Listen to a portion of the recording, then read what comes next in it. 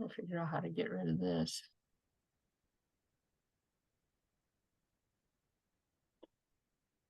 Yeah. Good morning, everyone. Afternoon, depending where you are. Welcome to the first of the calendar year, 2024 January CSINext chapter meeting and presentation. Today we have Submittals, shop drawings, and samples. The AWI Standard 100 presented by Margaret Fisher. Please keep an eye out for the survey at the end to get your credit. If you don't get it at the end or don't make it to the end, it does track it, and then you'll get an email reminder tomorrow. So please fill that out, and then by the end of the week, our goal is to send out register for the AI credit and the certificates. So with that, please post your question down in the Q&A or in the chat window, and at the end of the presentation, Margaret and I will go through those questions and answer them. So I'm going to hand it over to you, Margaret. All right, thank you. I hope everybody can hear me. I want to thank you all for attending today, and I wanted to remind you that even though we're doing this for CSINext, I know that a bunch of you are also in other chapters of CSI, and remember that our programs are available for free online at any of your chapters. Contact me if you would like some program delivered to your chapter as well.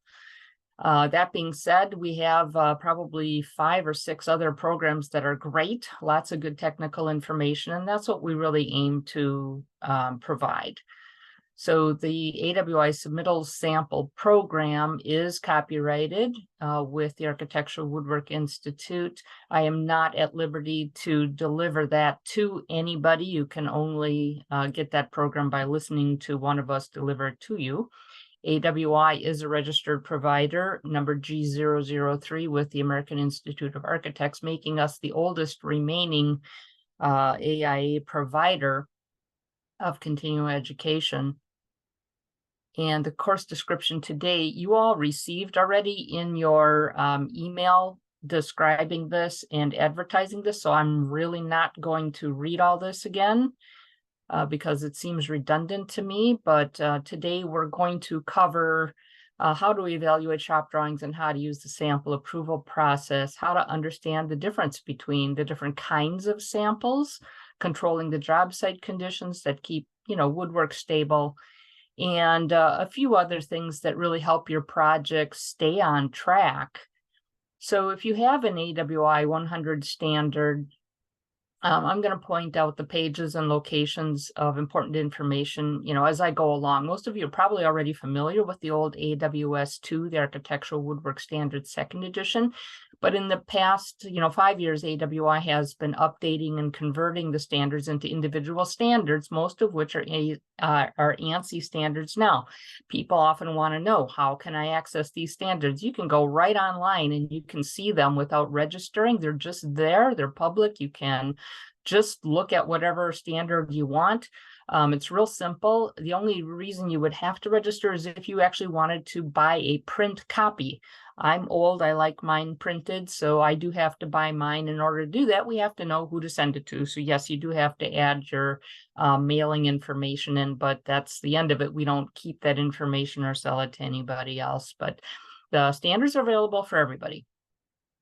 So why is it important to spend time, correctly detailing and specifying each material and joinery, possible on your project? It's because we want everybody to speak the same language. What you have in mind, what somebody else has in mind, it doesn't necessarily mean everybody is picturing, what's in your head. And the standards really help everybody understand what's needed in order to arrive at the expected level of quality and detail that the owner has in mind. So whether your project, that you're working on is going to look like this, or maybe it's something fancier like this, these are very different, or maybe something huge like this. Using the standards not only guides you along in your ability to, clearly indicate your expectations of the construction, the finish, the installation. It also helps you judge the completed work to make sure you got what you paid for. So they help protect you, they help the customer, and they help the woodworker. The AWI 100 standard is all about the submittals, and this is about getting your project on the right foot. So where do you start? In the complex world of custom architectural woodwork planning, there's a lot of stuff. There's so much information in the 12 pages that make up the new submittal standards that if you just take about a half an hour to become familiar with it, you'll find that some of the most important things you as a design professional need to know while you're planning the woodwork project, and how you communicate during the project, and also how you deal with the custom materials on the site are in there, and they will help you keep your project on track. So while we can't cover all of what's in the standard in an hour, we can look at a few of the most important things that will help your project go smoothly, keep you out of trouble along the way. And in the next few slides, we'll take a look at those, critical elements that make a project a success. So let's go directly to the table of contents on page IV. And if you have a standard with you, feel free to follow along. If you want to pull it up if you have a second screen, go do that. Keep in mind that the first job of an AWI member is to provide a quality product that does not fail. This is why standards are great. So how does the woodworker demonstrate, how they're going to propose the product will conform to the information given in the design concept and the specifications and the contract documents? For the manufacturer, the shop drawings are drawings, there are diagrams, there are schedules, and there are other data specifically prepared to illustrate their portion of the work. So in just a few pages, the AWI 100 submittal standards can really help your project stay on track. Now, if you want to avoid cost overruns and schedule delays, honestly, get in this standard, spend your lunch hour just reading through it to understand the information that's in there that helps you harness the power of keeping control of your project. So while this was written for the woodwork industry, as you're looking over the standard, you'll be able to see how this can help you with just about any material in any trade as well. So this, crosses lots of trades. So if your project specifications reference the AWI 100 submittal standard, the shop drawings must also meet the standard. Yes, shop drawings have to actually meet the standard. So they serve as a written communication and illustration of the critical information needed by so many people on the project. Who uses these? The owner needs them so that they can see what they're going to get and how it's going to work. The design professional needs them to assure that what they asked for is included and the woodwork products fit with everything else in the room. The installer needs them so they can plan how many people will be needed to install it all and what tools will be needed, as well as where all the parts are supposed to go and how it will all get into the building. Yeah, some of our things are really big, aren't they? Do they fit in the elevator? They can tell ahead of time what's needed to deliver that by seeing the shop drawings. The GC needs them to assure that the owner that they are carrying a responsibility for, not just to them, but to the other trades who work, will come in contact with it in a proper way. And the fabricators on the shop floor need them to make sure that the right materials are ordered and everything is made to the expectations of the owners. And do it on time with no surprises. And that's what the point of shop drawings are. No surprises. It's like preventive medicine, right? So unless otherwise noted, a minimum of 2 copies are necessary for review. Shop drawings are not an extension of the design development process. Therefore, changes by either party or intent or concept made during shop drawing review may result in a change of cost and or time, especially with delivery issues. So after being reviewed, 1 marked copy is returned to the woodworker, possibly through the GC. Know who is facilitating this. If the review results in a not approved or an approved as noted, the design professional returns 1 set requesting correction and resubmittal, and the other set is kept by the design professional to check against the resubmittal. Typically, if the shop drawings are insufficient, the woodwork project derails at some point. You know, the old adage, if you can't draw it, you probably can't build it, is especially very true in the architectural woodwork trade. Likewise, when the project does derail, think back to the first red flag. This is frequently identified by the design professional as the day they saw the shop drawings and they weren't very good, or there weren't any, or, you know, something like that. The shop drawings are the design professional's opportunity to review the woodworker's proposed fabrication. How are they going to build it? It's easier to redo something when it happens on paper or on a screen. If the product shows up wrong, you can't erase it, and it will cost a lot, you know, more in, I don't know, time and probably money to untangle the problem, usually resulting in some kind of a delay. Approvals are generally indicated by a stamp on the cover sheet of the shop drawings when selecting as approved as noted. Rather than revise and resubmit, the design professional can often save weeks of production time, providing, you know, the concept and all the changes were clearly marked on the drawings. So review them quickly. Every day that those do not arrive back at the woodworker, time is lost on the production schedule of your project. Likewise, the remaining finished trades following the woodwork installation will have their schedules impacted by the slowdown caused by the delayed shop drawings and the sample reviews and approvals. It's kind of a domino effect. This is what a woodwork company, you know, would look like that's waiting for approvals. The maximum time to review them should not exceed 10 days. Please keep that in mind and make sure everybody on the project who's involved in the review of shop drawings and samples and distributing them around the people that need to look at them, that they understand that the woodwork company has planned on 10 days to receive those back. So when you start to review a set of shop drawings the first time, the first page will be an indicator of the quality of the shop drawings that follow. The title block must have those items listed on pages 3, 3.2.1, and page 4, 3.2.2, A and B. If you find page 1 missing, the required information, then it's a warning sign, you know, right there to look for thoroughness in the following product drawing pages. Shop drawings that arrive without a title block are immediately a resubmit candidate.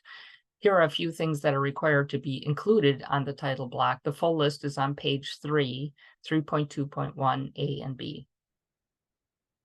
Page 4, 3.2.2 tells you what else needs to be on the shop drawings, and pages 7 through 9 gives you the list of specific materials that are required for each type of product.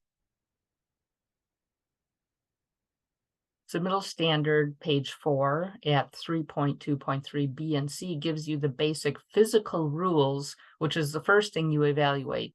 Then pages 5 through 10 show the requirements for each custom woodwork product. The new standard makes it possible to use the actual standard as a checklist as you review. So mark the items in red on your checklist as you go along when you find something that does not conform. So pretty soon you're going to determine if those shop drawings conform to the standard or not. Here's a few things that are red flags. At some point, you'll know if you have to ask the woodwork company to redraw and resubmit just by looking at your checklist. By identifying the specific items that fall outside of compliance with the standards, you are justified in asking for improvement.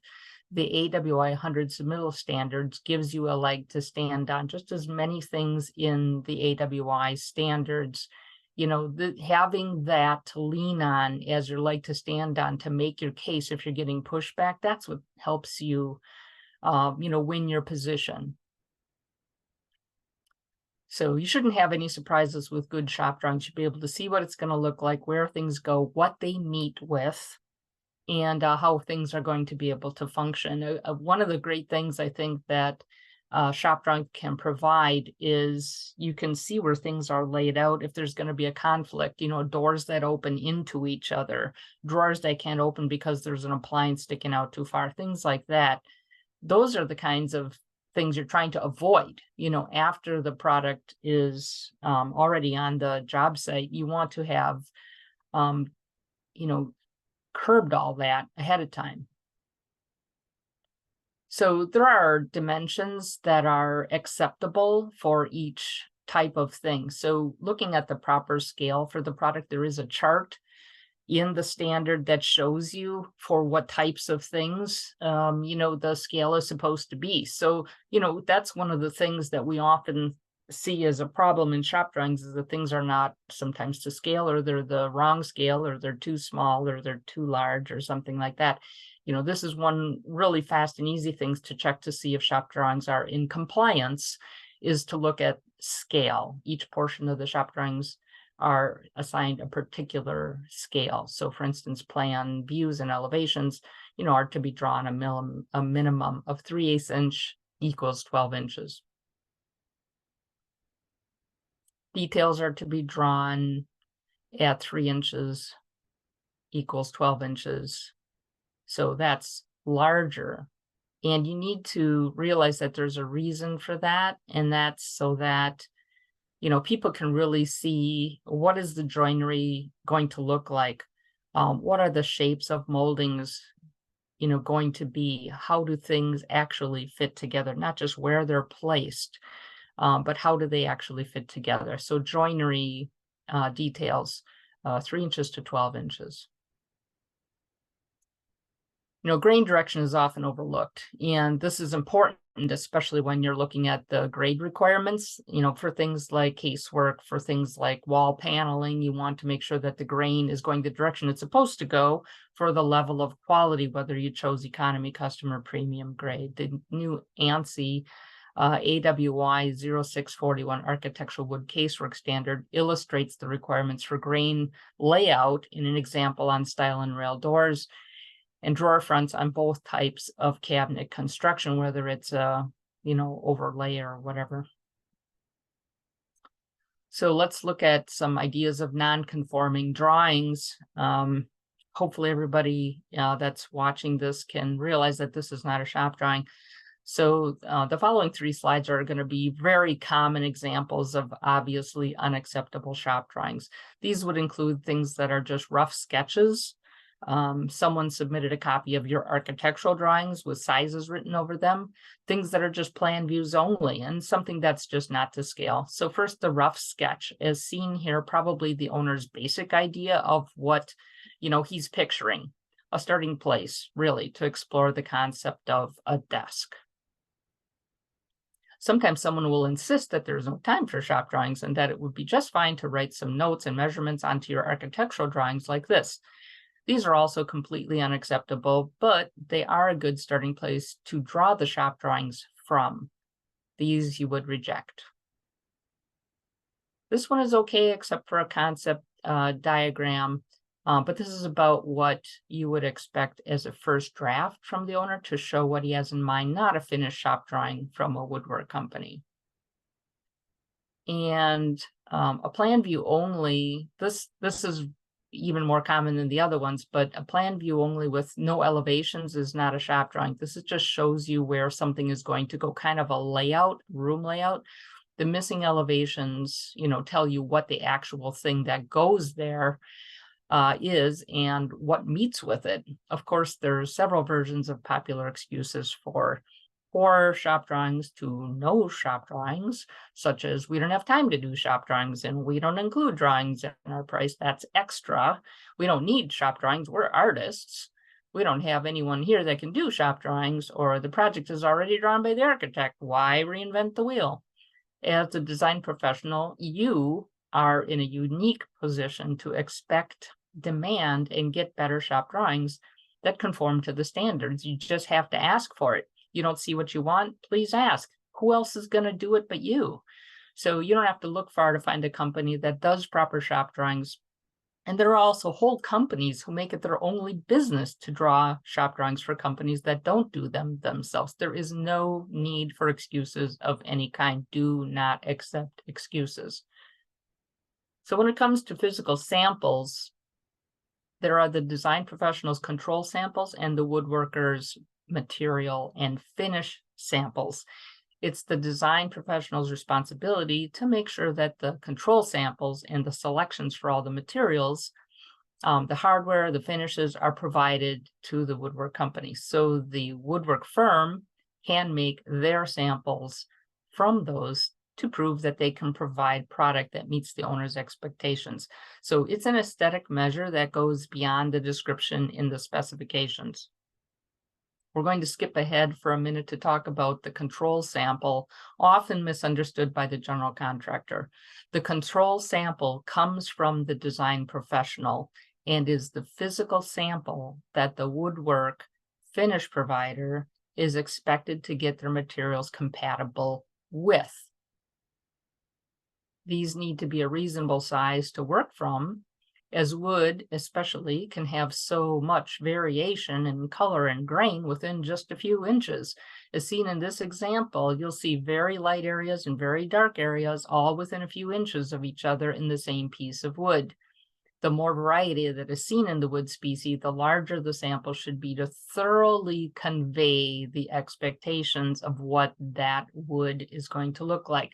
The design professional also indicates the expected color, sheen, and transparency. So we need to see what's happening overall. So the control sample needs to be a minimum of 5 inches by 8 inches, or if you like metric, 127 millimeters by 203 millimeters, indicating that the desired color, sheen, or transparency, if applicable for solid wood, is expected. So the range of color sample set is a completely different thing. So this is often misunderstood as well. This special set of samples is prepared by the woodwork company to show the owner and the design professional the wood species that has been specified as is required on page 9. The samples are selected from the load of material that has been purchased for the project to illustrate the widest range of color, grain, and character of the selected species that is expected on the woodwork project. The range of color samples is frequently misunderstood. So the woodwork company sends these to the design professional for their information more than anything else. You're not going to pick one of these. Rather, we're showing you that you are going to get all of these on your project. In this photo, these are all from the same load of Honduras mahogany that was specified on the project. And we're letting you know that it's all going to show up on the same project. Now, what happens if you look at that and you go, oh, gee, that one with the dark swirly grain on the right end, we don't want any of that. Well, that's going to take additional time to sort all that out of the load of lumber that arrived as the project is being produced, or quite possibly they'll go through the whole load ahead of time and sort that stuff out before they start the project. So you might be adding another day of time or something like that in order to get that sort. So on page 9, 3.2.5.2 B and D requires the samples of panel product. So this is anything that you got veneer pressed on to be a minimum of 8 inches by 8 inches by 1/4 inch thick, or 203 millimeters square and 6.4 millimeters thick. The woodworker provides a minimum of 3 each, bound together and labeled per requirements in 3.2.5.2a. So yes, there is a requirement for labeling these samples. 3 is the minimum, okay? The standard says 3. It doesn't mean that's all you can have. If you're thinking that there's going to be more than 3 people looking these over for approval, please ask for 1 for each person. This will cut down the amount of time needed to move the samples around to all parties, and will cut down on the time needed to make, a few extras when it turns out that other people want them too. These should be made in one whole batch to take advantage of economies of scale. And also, you wouldn't make a separate batch of dough for each individual cookie, right? So the same goes here. The chances of all them being alike are greater as well if they were made all at one time. So this statement is often found on woodwork companies' shop drawings, samples, or proposal. This important message reminds the designer and the client that when designing with wood, solids, or veneers, we are making use of nature's gift to man, practically the only renewable resource used in construction process today, with the possible exception of fabrics made from natural fiber or fur. Remind your clients to celebrate the natural variations in wood, and when natural variations are not acceptable, to choose to paint the surface or select another finish material. The labels on samples often also have to meet the AWS requirements. The information includes the date, the name of the project and or project number, the design firm name, the general contractor's name, the manufacturer's name, the finishing company's name, the finished system name and numbers. Make sure to use the finished system name, and steps used, the colors, and the sheen.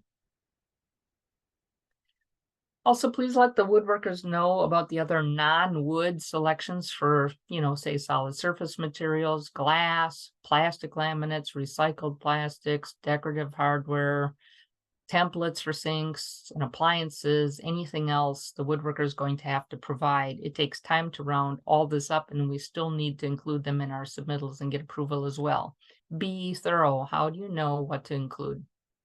Use your sample board as a starting point and visual reminder of selections, and ask yourself, will the woodworker and the other trades need info to see how this goes together with another item or material? When in doubt, ask or just provide it anyways.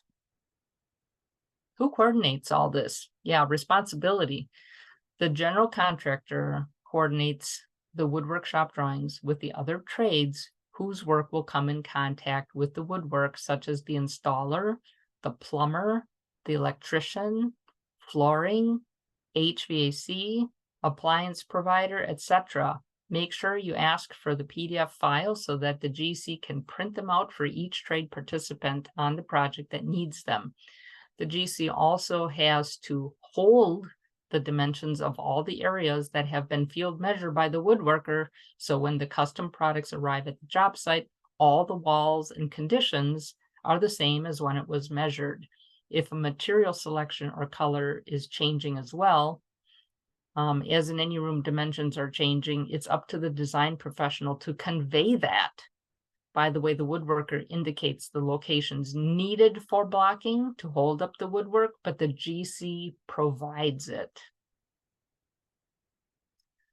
Samples and mock-ups shall include the design professional's written acceptance of all representative visual qualities before proceeding with work, including any approved, altered, or modified methods and techniques used as required to achieve intended results. For new work, prepare and approve samples representative of all new molding and or decorative profiles, panel, frame, stile and rail door, railing, otherwise unique product assemblies, typical trim joinery, and casework construction and fasteners. We hope your work will be enhanced by the knowledge you've gained today. Remember that AWI is here to help. You have any questions?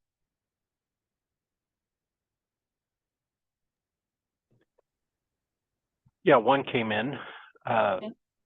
Can you list the sample label requirements again? Oh, let's see if we can go back. Let's see. Yeah, and remember, this is in the standard, so you can go on the AWI website and you can, oops, I think I went too far. Yep. Sample label requirements. These are in the standard on page 9, 3.2.5.2a. You can, again, go right to the AWI website and, go awinet.org, click on the taskbar where it says standards, and then just choose, 100 submittals, and you'll be able to look at that right online. And you might even be able to just do a little, screenshot of that. But that is a great place to go to, when you get a sample, and boy, I can't tell you how many times the design professionals ask me to come in and look at their samples and tell them what they should do next, because they think they have a problem. And usually they're right, they do have a problem. The bottom line is look at what the requirement is for the sample itself, but then also for the label, and then look at the quality of it. And very frequently somebody will, well, it's just a sample, we didn't make it perfect. If you approve that sample, you have just said that whatever shows up on this job site, if there's, dust or, particles of stuff floating around the air, laying in the top coat on this thing. The color isn't quite right. It's all good. You know, you just said this is okay on our job site as well. So be careful of approving samples that aren't good enough because somebody said, well, we can do better, but we just made these fast. Don't approve those. Ask for the real thing. Any other questions? Any other questions, anyone?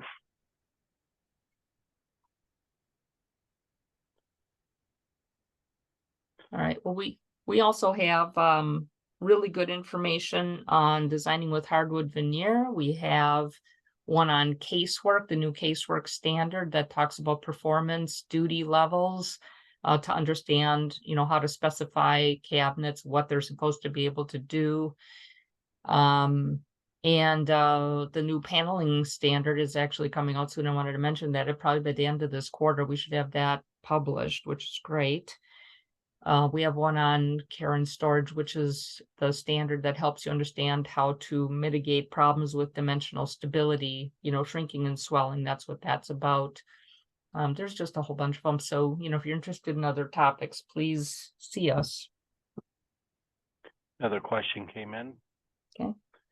When requesting certain ranges to be sorted out from the batch procure for the project, is an added cost reasonable? Yes, it is reasonable if you are asking for something that you don't want, that you have seen in the range of color samples. When you look at that range, you visualize those materials, each one of them, because they're all going to come, all of that is representative of what is coming to your job site. Think about what each of those looks like individually.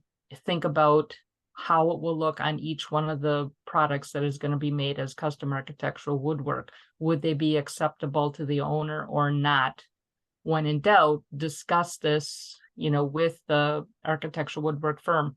How much of that is present within the batch? Is there anything they can do to minimize it visually? Where can these things be used but located so that they're not as visible? Someplace like a toe kick, you know, things like that. Sometimes there's creative things you can do while accepting all of this. If you decide that, yeah, the 1/4 of the load that has this swirly grain in it or whatever, that we don't like that, then they will probably sort the entire load. And yes, you will pay for probably a day's labor to do that. You know, you might ask ahead of time, what's it going to be? It's going to be a change order, you know, an extra cost or something like that. Ask them what they will charge to do that. And then decide, you know, is that too much to ask?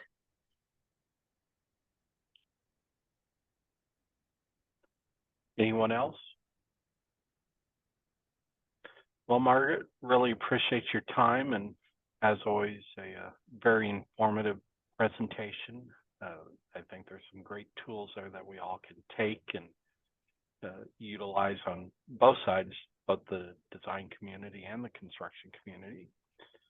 And with that,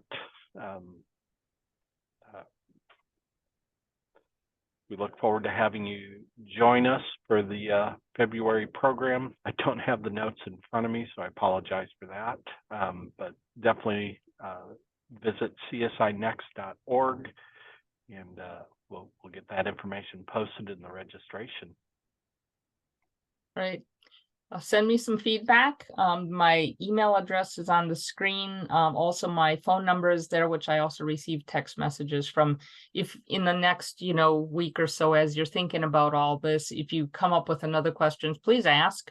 My job is here to help you with your projects, you know, get off the ground smoothly. And, you know, anything else you got a, you know, interest or a question about, you know, please contact me. All right. Thank you very much. Thanks, Margaret. Have a good day. Have a great day. Thanks, everyone.